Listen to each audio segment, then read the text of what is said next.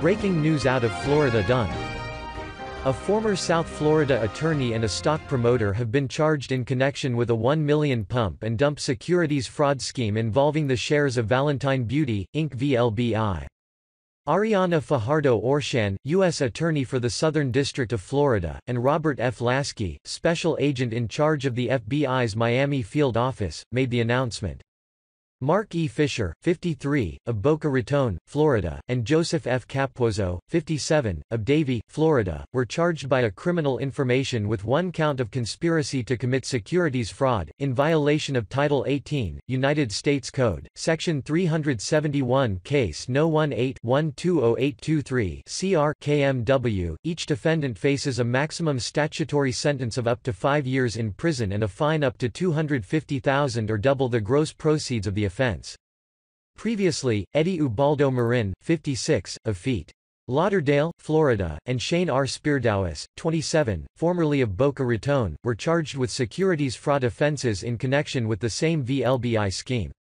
Marin pled guilty and was sentenced on September 5, 2018, to 210 months in prison by U.S. District Judge Darren P. Gales, case number 18, County Route 20354 DPG. Speardowis also pled guilty and is scheduled to be sentenced tomorrow by U.S. District Judge Ursula Ungaro.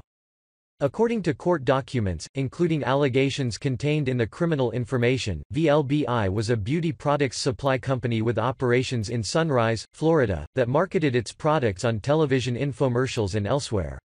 Shares of VLBI stock were publicly traded and quoted over the counter on OTC Link.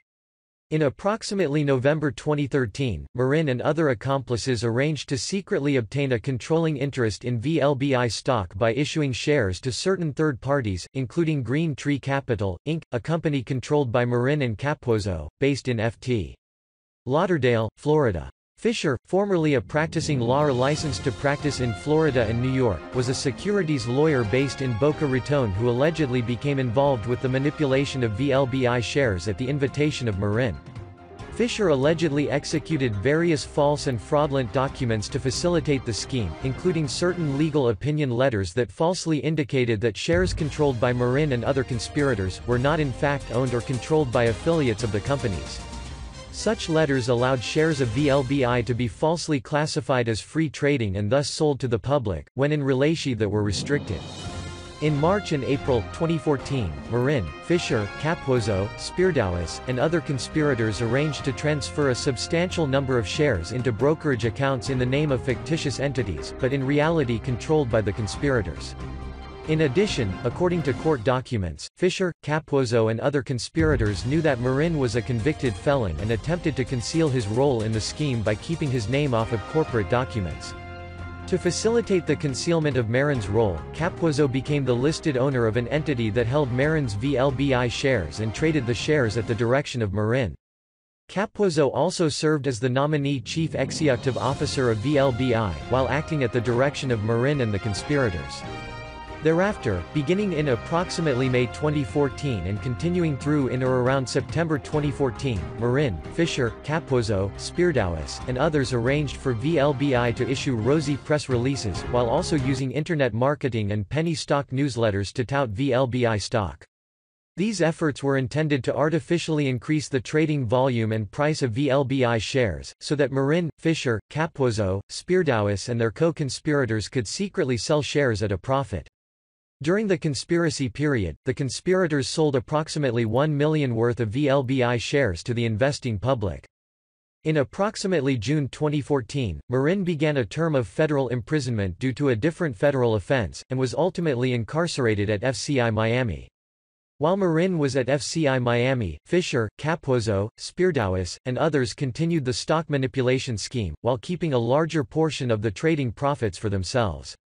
The conspirators continued to sell shares of VLBI, while continuing the same pattern of issuing press releases and engaging in coordinated sales of shares, until approximately April 26, 2016, when trading in VLBI shares was suspended by the U.S. Securities and Exchange Commission (SEC).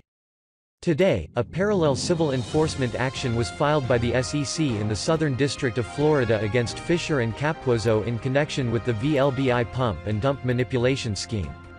Previously, the SEC filed parallel civil enforcement actions against Marin and Speardowis. A criminal information is a charging instrument containing allegations. Every defendant is presumed innocent unless and until proven guilty beyond a reasonable doubt in a court of law.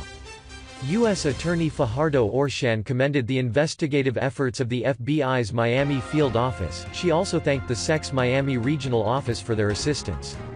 This case is being prosecuted by Assistant U.S. Attorney Jared Duffy, and Assistant U.S. Attorney Allison Lair is handling asset forfeiture related to the matter. Related court documents and information may be found on the website of the District Court for the Southern District of Florida at U.S. Attorney's Office, Southern District of Florida. We want to thank all the brave men and women who have dedicated their lives to keeping our country safe. God bless.